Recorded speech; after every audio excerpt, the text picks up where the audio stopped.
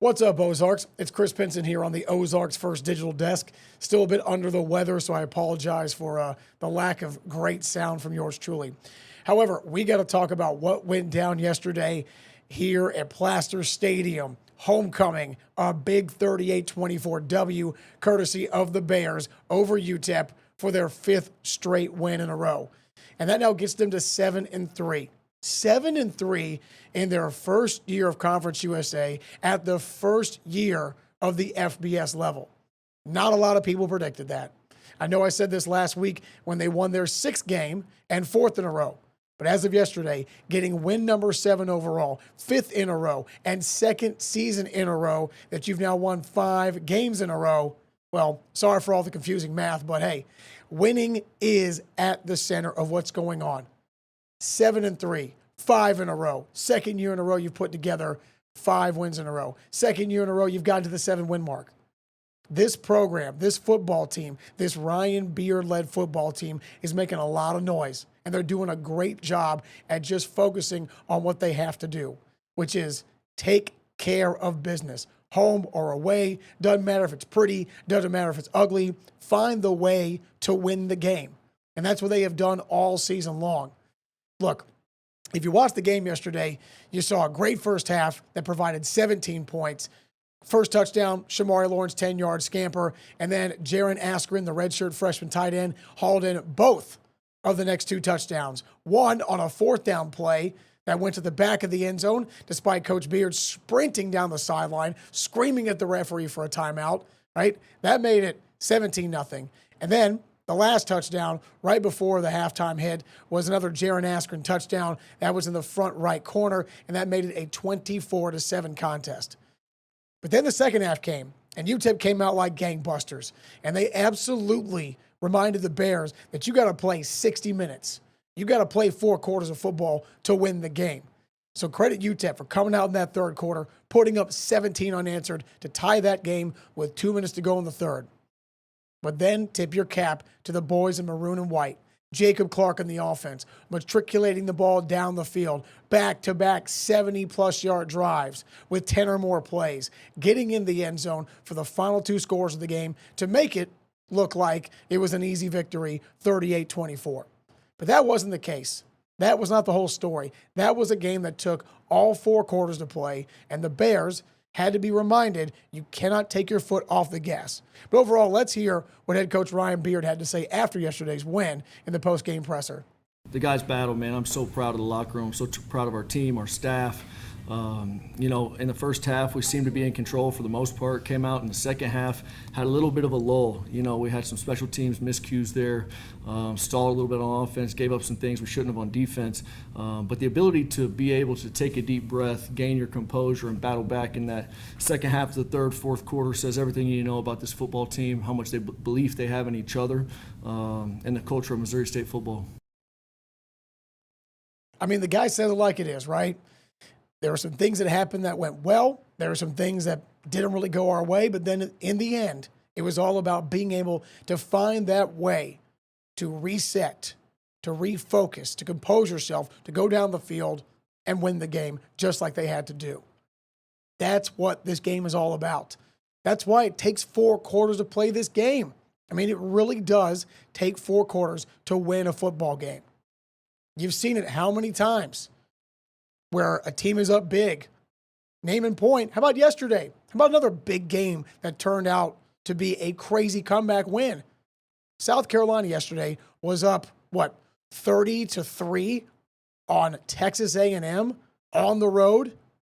And guess what? Texas A&M came back. They outscored South Carolina 28-0 in the second half, and they won 31-30. Doesn't matter what the score is. Doesn't matter.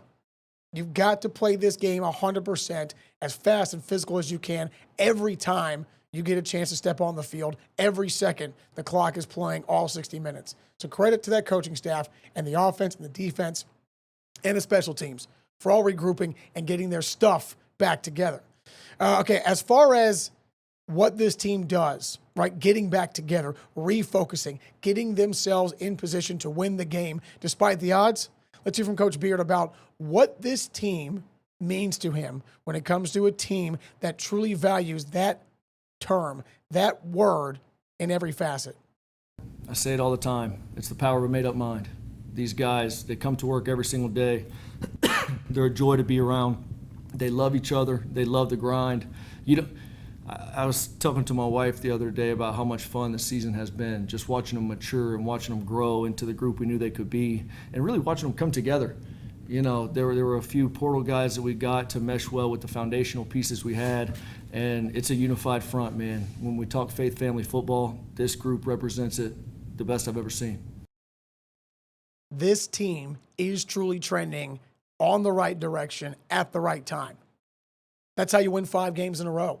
You come together, you band together as a band of brothers. You share in the success, you share in the failure, but you always lift each other up when those chips are down. When you're able to put your hand out and say, brother, I got you, no matter what circumstance we're in. That says a lot about the team. And sure, could it be different? Would the attitude of this team be different if they were not achieving success? Maybe, because losing sucks. Right? Losing sucks out loud. Winning is fun. Winning makes everybody happy. Winning covers every boo-boo, every bad thing. Losing exposes that. But this team, because of the way they are coached, because of the way that they are led, because of the way that they have leadership in place within their separate units of that team, that's why they're successful. That's why they don't really panic. I mean, earlier on Monday, I asked Jacob Clark, starting quarterback, who went off for 330 yards, 4 touchdowns, completing 30 of 39 pass attempts yesterday. I asked him Monday, Jacob, you ever think of a time where you get nervous playing, whether it's pee-wee, middle school, high school, college at all? He's like, not really, because it's the old saying that holds water. When you're prepared, when you are ready for the moment, when you're confident that you can handle the moment, there's no pressure. It's just read and react. Even in the game of football, where there are 11 people on the other side of the line of scrimmage that want to kill you, trying to take that ball away, trying to deny your mission. This team doesn't get nervous. They don't get rattled. They are battle tested. And again, that's because they stick together because of great leadership and expectations that bring them to another level, okay? But on one hand, maybe part of that second half little lull that we saw there in the third quarter where they allowed UTEP to score 17 unanswered, maybe that's because they kind of got too big for their britches. Maybe that's because this team thought, we're up 24-7 and a half. We're rolling. They got nothing on us. Maybe a little bit of this week's distractions with the bowl game talk and the 2-7 record UTEP presented, maybe all that stuff kind of came into play. Or maybe it didn't. But let's hear from Coach Beard on what this week presented in the form of challenges as far as distractions go and how the outside noise was tried and, believe me, was kept to a dull roar within that locker room. Yeah, it was possibly the most distracting, little bit of media of the whole year. Not only did you have the bowl stuff come out, and you have homecoming, you have different events you go to. The guys did a good job of staying focused, and I'm proud of our staff. We kept the foot on the pedal in practice. We were pretty hard on them this week intentionally to make sure that they understand that, this was a good football team. I know that their win-loss record doesn't show it, but they have great offensive, defensive numbers. They move the ball efficiently. They play hard on defense. I have a lot of respect for Scotty Walden and what they do at UTEP. Look, with all due respect, UTEP is not a good football team. Okay, they're 2-8 now after losing. I understand what Coach Beard said. I know that Patrick Mahomes says the same thing when he plays the worst team in the NFL, or any coach or player that's getting ready to play a game. They always say, they're a good football team. Nah, no, they're not. No offense. I disagree wholeheartedly. Bill Parcells, the tuna, right? Super Bowl champion, New York Giants head football coach legend. He said it best. You are what your record says you are. If you're 2-7, 2-8, you're not a good football team because you haven't won. Consistency is the key to telling us what you are. If you are true to your word, that means you're consistent with your actions matching your words and vice versa. If you don't win football games, no offense, you might have a lot of potential that you didn't realize, but that means you're not good because that's what the record says. However, Again, Coach Beard was not letting his team take it to the head that they're the best thing since sliced bread, that they were going to roll through this game, that they were going to show up, and UTEP was going to roll over. That is the best part about sports. That's what it's fun to watch for. Because as women's basketball head coach Beth Cunningham says, if you knew who was going to win already, you wouldn't put the jersey on. That's why you play the game. So even though UTEP was not a good football team, is not a good football team, guess what? They still made sure the Bears knew they came for business. They were out for blood, and they wanted to win that game yesterday. And late in the third quarter, you thought, geez, we just blew a 17-point lead. If we blow this game, that's going to be a huge halt for our momentum. But instead, it didn't happen, and the Bears did win. Now, let's talk, though, about some more administrative side of things, right? Because this win, again, gets you to 7-3, puts you at a winning record for another year in a row, right? 2 years in a row, the Bears have now secured a winning record. 2 years in a row, the Bears have now won 5 games in a row. And that train hopefully will continue as they play the last few games of the season coming up. But one of the greatest products of winning is the belief that you get and the doubters you turn into fans and believers. And the other part of that comes, especially in college sports, with donations. You don't just get a town behind you. You don't just get local kids coming to your games and wanting to grow up being one of your players, going there one day and putting on the jersey. You get people that have been well outside the college age for a long time, that have money, that have established power. You get donations. Right now, Patrick Ransdell and this group of administrators there in Missouri State's front office, they are the ones behind a lot of great things happening. They're the ones that are really trying to get the community to buy in every single way, especially with their wallet, to what is going on with Missouri State. So let's hear from Coach Beard on what it means that earlier this week, on Thursday, it was announced that 3 separate $1 million+ donations were given to Missouri State for the football program. Yeah, it's a step in the right direction, that's for sure. And I want to thank them from the bottom of my heart for investing in us and what we're building here. And I think that those people that made those donations have seen inside the walls what we're really like, how we live on a day-to-day basis, how our families interact, how everyone's up in the office making these players feel loved and important. And it can't be overstated how important those resources are. And if you have the means, why not help the Bears? Because we're doing something special. And again, we got to continue moving forward. Do you understand how thankful this man is? Ryan Beard is a guy that does what he says and says what he does. So believe me, I didn't just throw him a softball question about what's it mean for donations just to get a great answer. This guy understands. And how many times has he remarked before in a very not gracious way by saying, hey, when me and Bobby Petrino got here and Nick Petrino came here 5 years ago, this program was 30 years in the toilet. They were used to losing. No one cared about Bears football. No one showed up to the games. Students never came. Nobody ever expected this program to be something. He said they barely could field a team. Being competitive? That was also a probably far-fetched notion to most people, not to Coach Beard and company. And if you are anybody out there who has ever had to struggle, strain, toil, labor for your success in any facet, whether it was, trying to make a high school basketball team or a sports team, starting your own business, whatever it is, when you have to put all the sweat equity into something, when nobody believes that you can make it as great as it becomes, getting praise, verbally, handshakes, high fives, donations of $1 million+ amounts like we're getting here at Missouri State, that tells you that you're on the right track. That tells you you're doing something right.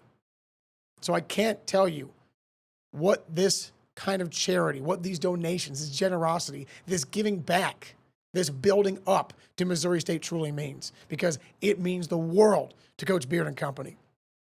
But we've talked about the administration. I've mentioned his name. Let's talk about Patrick Ransdell.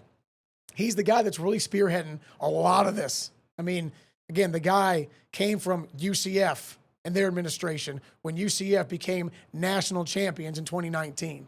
He helped bring that notoriety, that exposure to light. Then you went to Appalachian State, responsible for a multi-million-dollar fundraising efforts there. He's bringing that same talent, and he's bringing that same goal and that same execution here to Springfield, and it's working. So let's hear from him on what these donations and the rest of the donations from all of Bear Nation mean. Getting buy-in from the entire community, small donors to big donors, they all matter. So it's making sure that we communicate that vision with them, and then at the appropriate time, aligning it with the university's strategic plan and our athletics master plan. So all those things combined really makes it to where we're in a great position at the moment, and so thankful for all those who have stepped up. Having that kind of money come to you because of what you are doing to build up this program, again, it can't be overstated. This program was destitute, despondent. I mean, it was nothing. This football program was nothing. That's how bad this program was for a long time. And anybody who was a Bear fan, is a Bear fan since the 90s or 80s, whatever it is, they'll tell you there's not a lot of great years amongst Missouri State football history. That's why Coach Beard has said it multiple times. So to get these donations, to be able to bring this program up to speed, to get it to where it needs to be, that's the key. That's why this money coming in is everything. Because look, right now, when you look around campus, it's a beautiful campus. You've got incredible buildings. I mean, the business building that's cool. I mean, that if you've never been inside the business hall, that's an incredible building. I mean, it's something special. You've got beautiful classrooms, beautiful buildings. You've got more construction on buildings and different wings of the campus going up. The soccer field, the basketball arena, swimming, everything is up to code except football. So let's hear from Patrick Ransdell on why it is so important that football gets a little more love and comes into the 21st century where it deserves to be for facilities and all kinds of amenities. Obviously, with the move to FBS, we need to look maybe a little bit more FBS than we have been. So new locker rooms, new offices, meeting rooms, and weight room. Those are kind of the main four areas. And then you got other ancillary projects that are tied to those, like a training room or an equipment room. Some of those, you can't really do a locker room without a few of those other ancillary projects. So as we move forward and as we engage our architects, we're going to kind of dive in and see what makes sense in different phases. Obviously, being able to bring all of this, everything, weight room, coaches' offices, administration, whatever it is, right? Locker room, everything, what he just said is true. It's got to look like you belong. That's the cool thing about when you finally make it, right? You can either keep what you've had, right, which could be outdated and worn, or you can look the part. Kind of reminds me of the scene from Cool Runnings. When John Candy takes that group of Olympic Jamaican sprinters and turns them into Jamaican bobsledders, right? And when they all get there, the night before they're supposed to do their trial run to actually prove to this board that they can do what they need, right? They can make the required time to actually go compete at the Olympics. John Candy brings them in a room and says, gentlemen, if we are going to be an Olympic bobsled team, then we need to look like an Olympic bobsled team. Turns on the light, boom. There's these brand new uniforms, brand new shiny helmets, right? I mean, got their country's flag in the uniform. That's the kind of thing that makes everybody walk in and go, dude, we have finally arrived. That's the kind of stuff that makes you go, we are big boys. We do belong. We are the team that can come into your house and kick your butt. Or if you come to ours, no chance. We are going to beat you because we not only know we belong, we look like we belong. And you know what Magic Johnson said? Look good, play good. It's all about confidence. Okay, that's such a key part, and I don't want that to be understated. Okay, it can't be overstated enough. Being able to make everything that you have on campus look and sound all the same. It is so important. It really is. Hence why, as Patrick Ransdell talked to me later on, he said, we're not just going to be a football school. We're not just going to be a football school. This school is going to be an everything school. Why? Because it can be. We're not just going to be a football school. We're going to be an everything school. We're not going to take and put everything else off to the side for the sake of one sport. We're going to be really good across the board. We've got great facilities across the board, maybe minus one program. And so that's the thing that we got to attack right now. And then, all of our other sports are going to, a rising tide is going to lift all boats. And so we're excited about that and excited about all the success that we're going to have across the board. Again, being able to look at every program that is under your watch, your jurisdiction, your care, and say, we got something pretty sweet here. I mean, that feeling is incredible. But that's the point, right? That's why it's so important that you have every sport being successful. And what's the point if you don't? Okay? I've said this before, and it's proven through Michael Jordan's embattlement, with the Bulls management. Michael Jordan, Tiger Woods, the greatest of greats, right? They play to win. They play to succeed. They play to do their best every time they show up. And if you're not, then what are you doing there? What are you showing up for then? I'm serious. If you're an athletic director like Patrick Ransdell, sure, football right now is priority number one for funding, for upgrading, etc. But look how cool it is to go around campus and see the men's and women's soccer teams competing for conference championships, NCAA championships. Lady Bears basketball. It's been a staple in this town for a bajillion years. People love the Lady Bears. Sure, Conzo Martin and the men's team, a lot of work to do. A lot of work to do after losing their second straight game yesterday. But again, the men's program also had its time in the sun. We're trying to get back there with that. Swimming and diving, the stunt team, the acro team. Bears baseball, of course. People across this country know who Missouri State is, especially now that you got Ryan Howard and Drake Baldwin as two of your famous alums. Ryan Howard, of course, hit 400-plus home runs, National League Rookie of the Year, World Series champ. Drake Baldwin just won Rookie of the Year for the Braves. Missouri State has a reputation in this country as a school that is successful, that people know about, that they remember.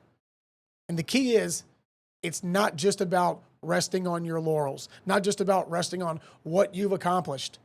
It's about building, growing, maturing, cultivating, and doing it all over again every day to get bigger and better and better and better and better. Because that's all you can do in life.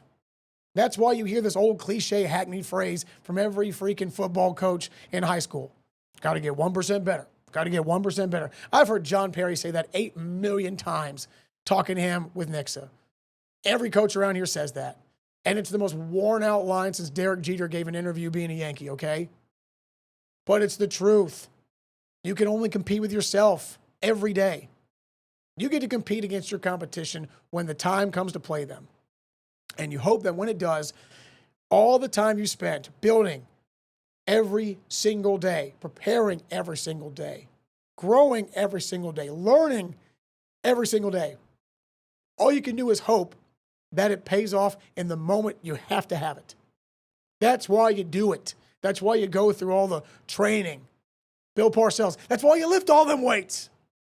Everything you do is about getting to a point you want to be at eventually.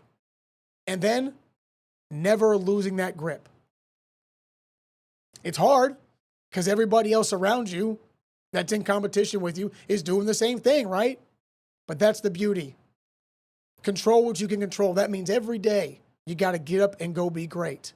And that's what Patrick Ransdell wants for this entire university. is that every sport, not just football, but basketball, baseball, softball, soccer, swimming, diving, acro, tumbling, you name it, every single sport is great. And it's not far-fetched that it can be. Every sport in Missouri State is pretty competitive. Again, I just outlined a few.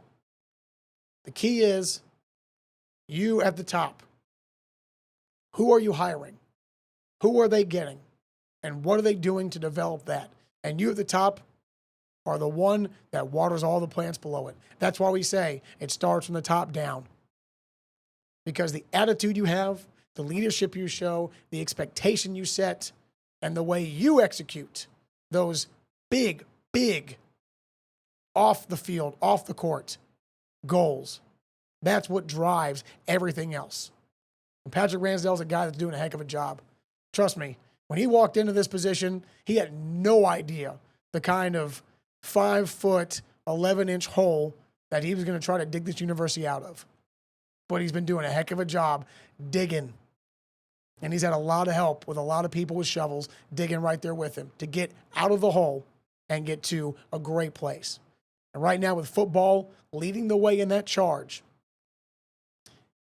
things are looking pretty bright for Missouri State. So again, I tip my hat to Patrick Ransdell and the whole crew there that does a phenomenal job in the community and makes sure that this town of Springfield, Missouri, this community of the Ozarks, that this area of Southwest Missouri, that the whole state of Missouri know something is brewing down here.